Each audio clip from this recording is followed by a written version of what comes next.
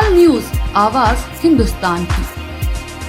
बांग्लादेश में हिंदुओं पर हो रहे अत्याचार पर बोले सपा राज्यसभा सांसद रामजीलाल सुमन ने हिंदुओं पर अत्याचार की निंदा की। कहा कि 1950 में जवाहरलाल नेहरू और पाकिस्तान के पूर्व प्रधानमंत्री लियाकत अली खान के बीच हुआ था अल्पसंख्यक की सुरक्षा का समझौता। भारत सरकार को बांग्लादेश सरकार को मैसेज देना चाहिए। भारत सरकार अंतर्राष्ट्रीय स्तर पर इस मुद्दे को उठाए। दुनिया भर के कहीं भी अल्पसंख्यकों पर अत्याचार न्याय संगत नहीं है। सरकार को प्रभावी तरीके से बांग्लादेश सरकार को मैसेज देना चाहिए। भारत में मुस्लिम अल्पसंख्यक हैं और बांग्लादेश में हिंदू अल्पसंख्यक हैं। बांग्लादेश में हिंदुओं के प्रति ये व्यवहार न्याय संगत नहीं है।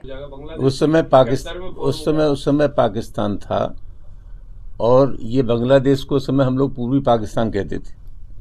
71 में ये बांग्लादेश पाकिस्तान से अलग हो गया, लेकिन पंडित जवाहरलाल नेहरू और लियाकत अली के बीच की जो संधि थी, उस संधि के मुताबिक ये शर्तें पूर्वी पाकिस्तान में, जैसे आज बांग्लादेश कहते हैं, उस पर भी लागू हैं।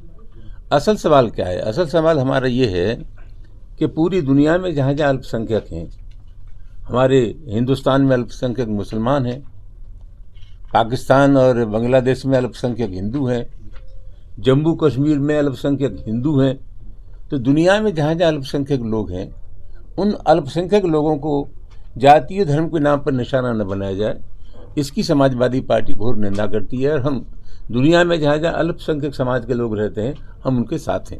और ऐसा है कि ये 1950 में समझौता हुआ लियाकत अली और पंडित जवाहरलाल नेहरू के बीच में, और वहाँ जो स्थिति है बांग्लादेश में, वहाँ 17 करोड़ की आबादी है, जिसमें 1.5 करोड़ करीब हिंदू हैं, 10 लाख करीब बौद्ध हैं, 50 लाख ईसाई हैं।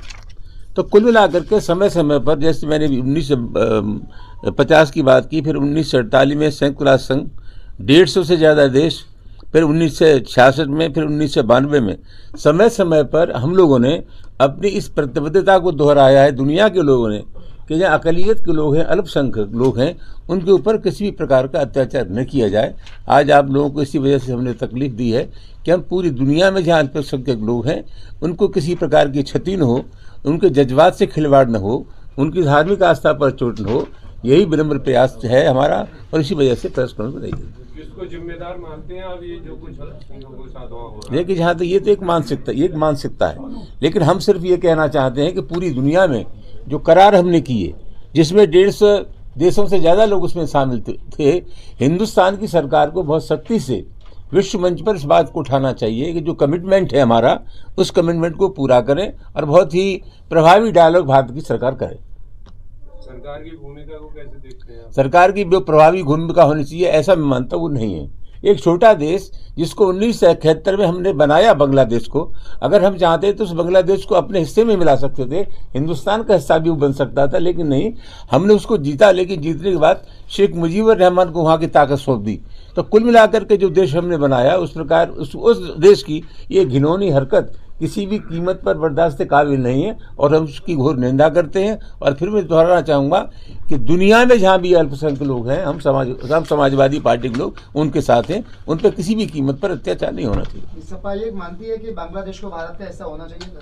तो पुरानी बात है, आपने कही है। मैं नहीं ये कहा कि हम चाहते तो बांग्लादेश को अपने में मिला लेते, हमारी नीयत नहीं थी। बांग्लादेश अलग देश बन गया और हमने वहाँ की सत्ता शेख मुजीबुर रहमान को दे दी, तो हम बांग्लादेश को, मैंने जैसे पहले कहा, हम बांग्लादेश को मिला सकते थे, हमने नहीं मिलाया।